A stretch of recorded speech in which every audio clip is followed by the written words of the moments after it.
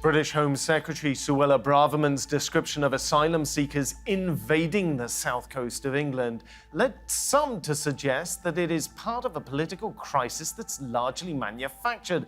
Alongside her invasion imagery, Braverman singled out Albanians as a problem and described illegal migration as out of control, accusing her critics of playing political parlour games, covering up the truth rather than solving the problem. But could it be that the Home Secretary and the Conservative government are the ones who are actually playing games?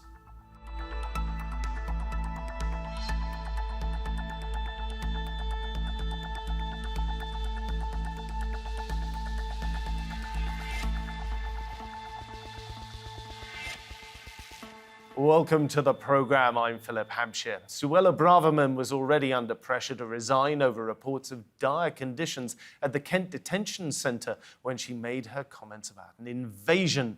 Her critics say that she's not telling the truth and that the number of asylum seekers coming to Britain is not only manageable but also much lower than almost any other EU country. So does the UK really have a migrant crisis?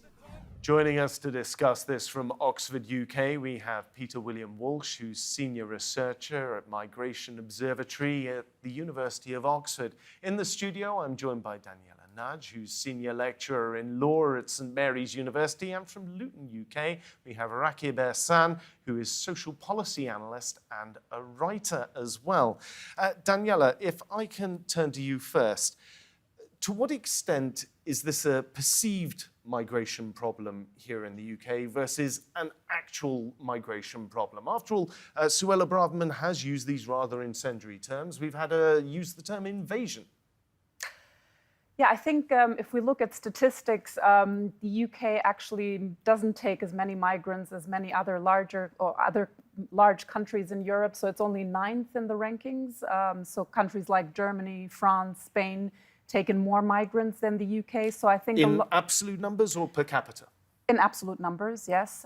So I do think that to some extent it is a perceived migration crisis and somewhat manufactured as well. That is not to underestimate that there is, of course, a problem going on, but comparatively speaking, the UK does not take as many migrants as some of these other countries I mentioned. So I think some of it is hyped up by politicians. Well, if I can cross to Peter Walsh. Peter, thank you for joining me. How do you feel about the situation? Do you think that this is a perceived migration problem, or do you think that there is an actual issue going on here? Certainly there's an issue going on, that's undoubtable, but I'm a statistician, and so I view it from the perspective of the numbers. And it's true that when we look at asylum seekers, the UK in absolute terms ranks about 4th or 5th typically, when compared against the EU, and is a long way behind Germany, for example. In 2021, Germany had 190,000 people claim asylum, France 120,000, the UK 55,000. That's in absolute terms. What's really interesting is when you adjust by population size, which some people suggest is a good indicator of a country's ability to host asylum seekers. And when we do that, the UK, when compared with the EU, falls to 19th place. That's looking at asylum seekers. There's another way we can look at it, which is unauthorized boat arrivals.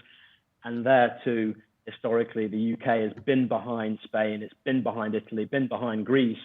Remember, in 2015, Greece had almost 1 million unauthorized boat arrivals. And in later years, typically the UK, tens of thousands behind Italy, tens of thousands behind Greece. Now, you mentioned there some of the numbers. We actually have a graph here. We can pull that up. You'll be able to see that although the figures for the UK in absolute terms might be quite low, relative to previous years, it is suffering a much bigger increase. Back in 2020, there were 8,404 people who came across the UK. 2021, we were looking at 28,526.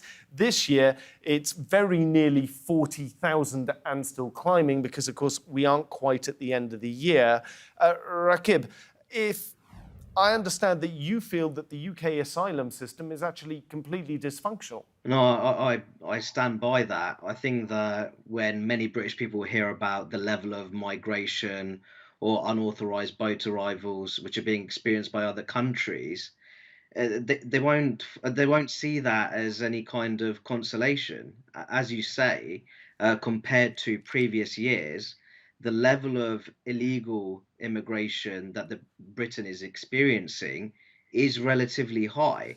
In terms of the asylum system, I think that for some time that has been dysfunctional.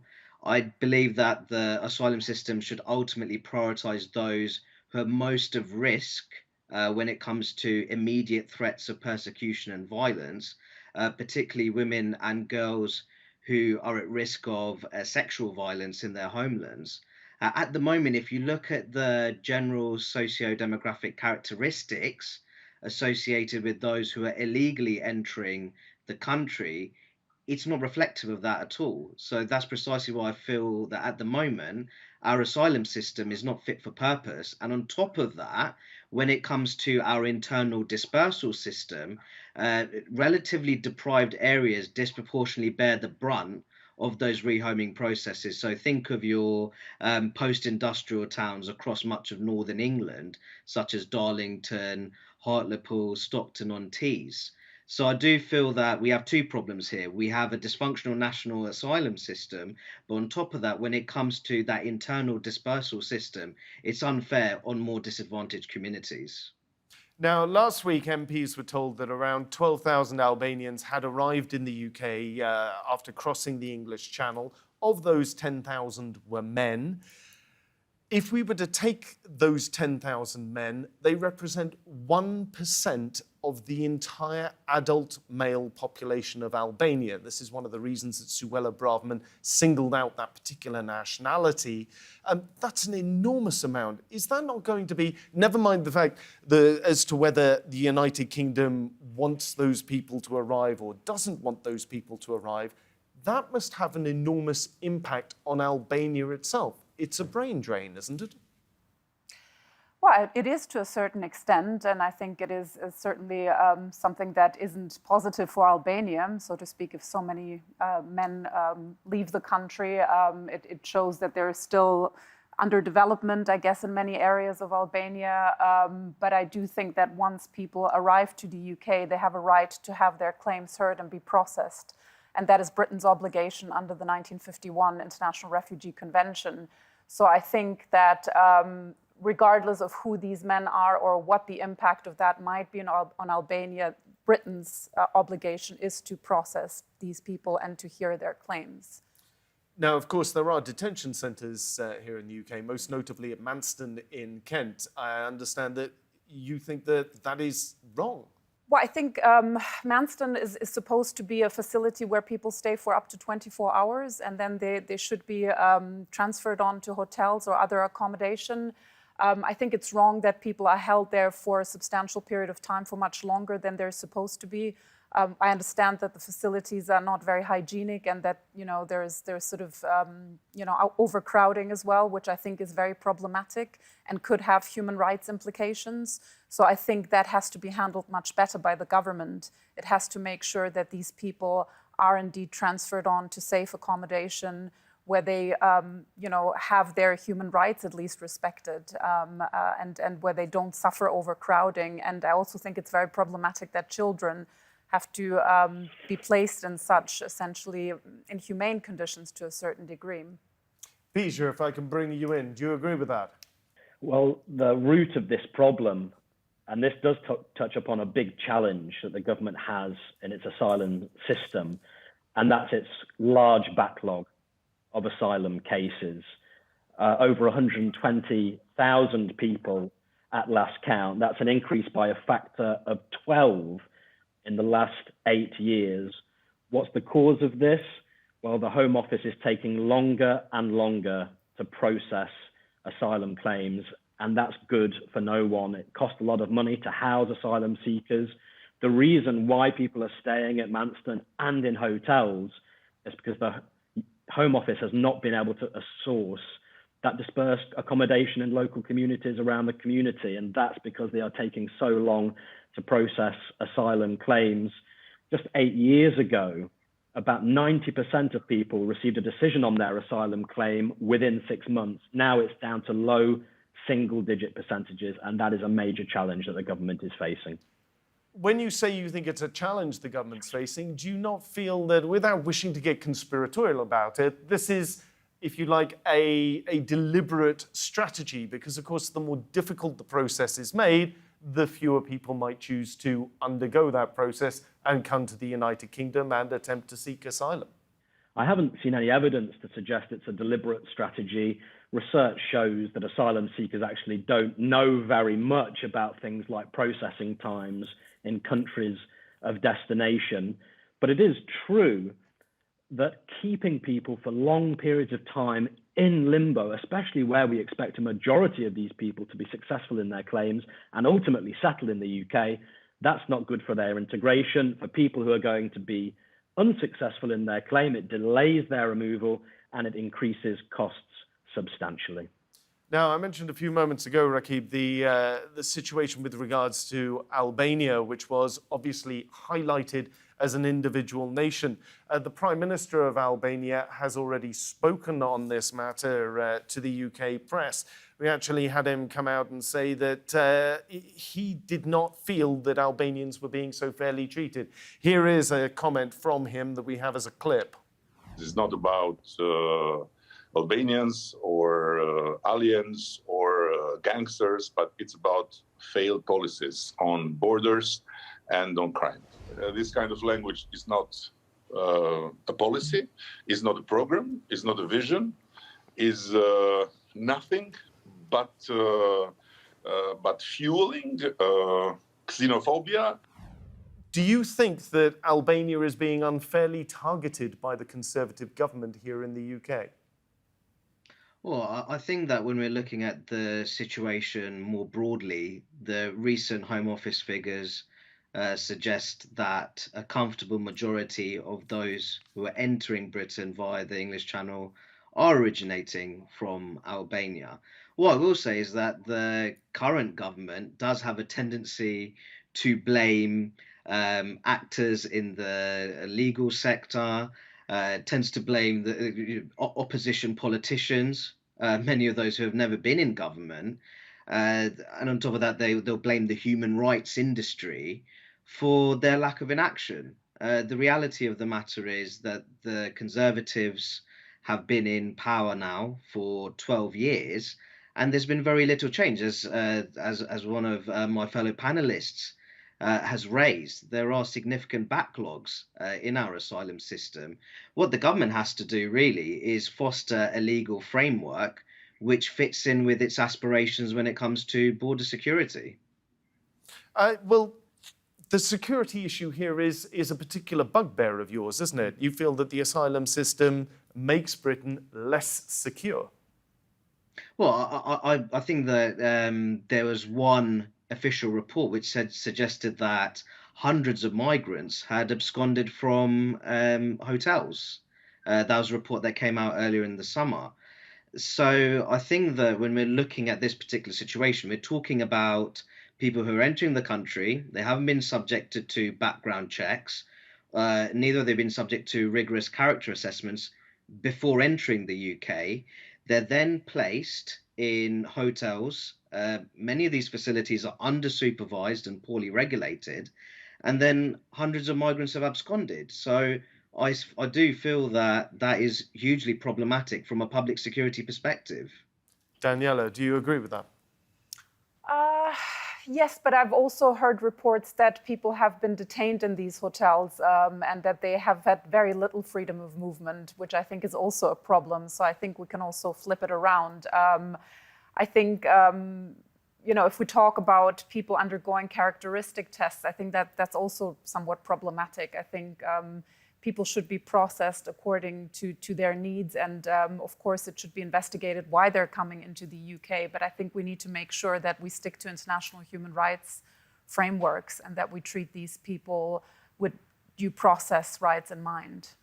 Now, Rakib there mentioned some of the difficulties that are facing the government as they attempt to look around for, if you like, different people to blame, having been in power for 12 years.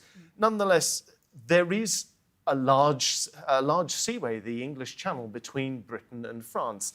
Is the British government, to some degree or other, not in a slightly reasonable position to say, well, hang on a second, the migrants have to be assisted in crossing the channel. They have to be allowed to get to the beaches with boats. They have to find a way across the channel. The fault is all with the French government. It's got nothing to do with us. Is that not a reasonable position for the British government? I think it's not, because France has made an offer to the United Kingdom to process these people in Calais and to do that jointly with the United Kingdom. But this offer has not been taken up by the UK government. So I think the UK and France will have to sit together and try to reach a common agreement on this issue, on where these people can be processed and how this issue can be best solved. So I do think the UK is taking a somewhat unreasonable position on this at the moment. Peter, do you agree with that? Well, the reality is that going back many years now, the UK has been in close cooperation with the French. The problem is that it's a huge challenge to try to police what the French say is potentially hundreds of kilometers of viable coastline. It's just an incredibly difficult challenge. And the way the smugglers operate, it's been described as a kind of cottage industry with very small groups getting in on the act. That in itself is very difficult to police, but it looks like from initial reports we've been hearing from today that the UK is going to send France more money. It's already sent over £100 million, by the way, over the past 10 years. Perhaps it's going to send another £80 million for enhanced patrols of French coastline, and also perhaps something that the Home Affairs Committee asked for, the French to have a stronger presence in their territorial waters to escort these small boats back to their coastline. Rakib, do you concur with that? Oh, I absolutely agree. I think one of the weaknesses of British post-Brexit foreign policy is neglecting diplomatic relations with France. I feel that the two countries have a joint interest, for example, when it comes to dismantling people smuggling networks.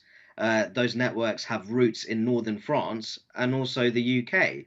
So there has to be a pooling of intelligence resources in order to dismantle these exploitative people smuggling frameworks. I think that more broadly, if the UK wants to have a strong and robust border security system, it needs to improve its relations with the French political establishment. Daniela, to what degree, it's a slightly subtle distinction, but to what degree is part of the problem here the distinction between those who are genuine asylum seekers, people coming out of Syria or coming out of Ukraine, places that are well-known war zones, there's conflicts going on, or are political refugees for other reasons, versus economic migrants? With the best will in the world, Albania is a democracy. Albania is not currently engaged in a conflict. Mm-hmm. Yeah, sure. So that's definitely a big consideration. But there are all sorts of reasons as to why people come to the UK from Albania. There is also human trafficking victims from Albania that come to the UK, predominantly women. So I think that it's very dangerous, I believe, to single out one nationality. I think we have to be more discerning than that and consider that some Albanians who come do have genuine grounds for seeking asylum in the UK. Of course, those who are economic migrants will have to be treated differently or will essentially probably have their asylum claims denied. So I think there's no debate about that. But I think it's very problematic to single out one nationality. And there are also problems in Albania. There are reasons why people from Albania do come to the UK. Peter, if we look at the data on that, by the way, just on that point, the UK government tells us that Albania is a safe and prosperous country and that Albanian claims are spurious. But if we look at the Home Office's own asylum data, in the most recent period, a majority, granted a slim majority, but 55% of Albanian claims were judged by the government to be valid. Rakib, how do you feel about this situation on the subtle distinction between asylum seekers from places such as Ukraine or Syria versus those who might more arguably be placed in the economic migrant camp? I think I have a lot of time for the points that Daniela made, actually. If we look at Albania more broadly, it hasn't experienced conflict since the 1997 civil war. According to Freedom House, it holds competitive elections. The last elections were said to be generally well administered, and freedom of religion and assembly are generally well respected in Albania. But saying that, as Daniela mentioned, there are female victims of human trafficking. I think the issue here is that perhaps the UK government needs to look into creating a bespoke resettlement route in relation to Albania. Because if you're making the argument that Albania is a country where there's rampant persecution and violence, then that's clearly not the case. There are people coming from what I'd consider to be conflict-ridden territories. But saying that, the idea that there aren't very aggressive forms of exploitation within Albania, I think that is the case. And victims of those forms of exploitation may well have a very strong claim when it comes to relocating to the UK to seek asylum. You raise an issue there of exploitation. If we look at the exploitation issue, one thing that immediately crops to mind is an act of parliament here in the UK, which is called the Modern Slavery Act.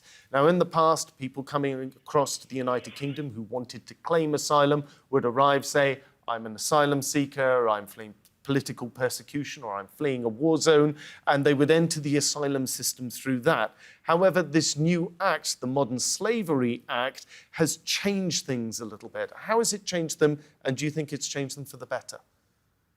Well, I do think that human trafficking is a form of modern slavery, and I think it should perhaps, in my opinion, be added as a legitimate ground to the International Refugee Convention.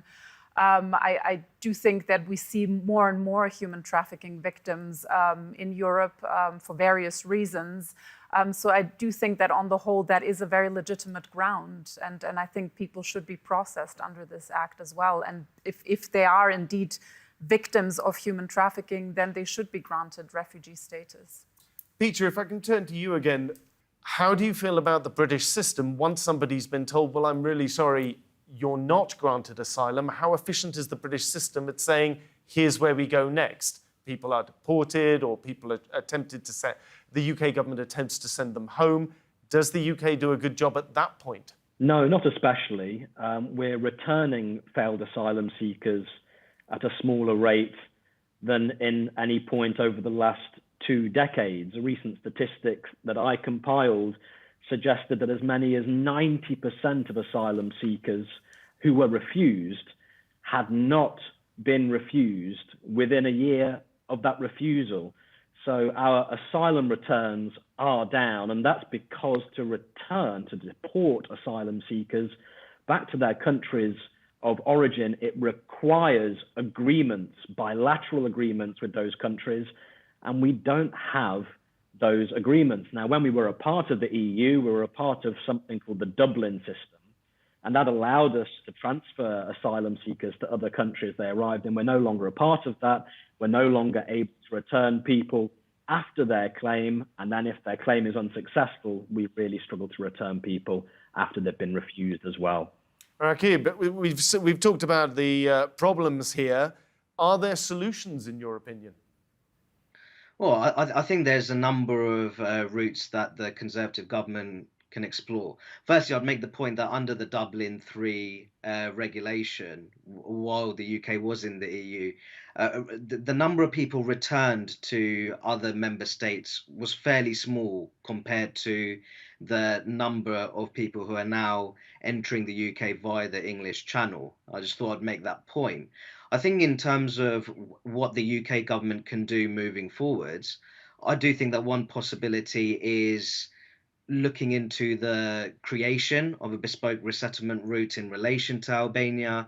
I also hear that the UK government is entertaining the possibility of investing in infrastructure projects in northeastern Albania, which is especially deprived. I think that when we're looking at modern slavery laws, I think they have to be revisited. Is there a possibility that they may, in some cases, actually be being exploited by people who are preventing their deportation from the UK?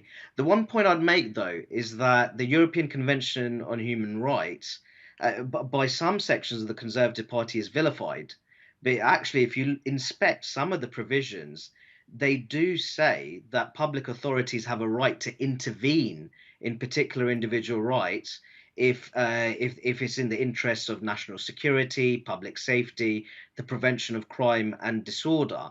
So I do think that if the UK has no intention of leaving the European Court on Human Rights, what it needs to do, it needs to work with those international conventions and shape a legal framework which strengthens its border security by using those provisions which allow public authorities to intervene in the allocation of those rights in particular cases. Peter Walsh, Rakib Ehsan, Daniela Nadj, thank you very much for joining me. Remember, you can see more discussion and debate on our YouTube channel. Search for Roundtable at TRT World. But for now, from me and all of the team here, goodbye and thank you for watching.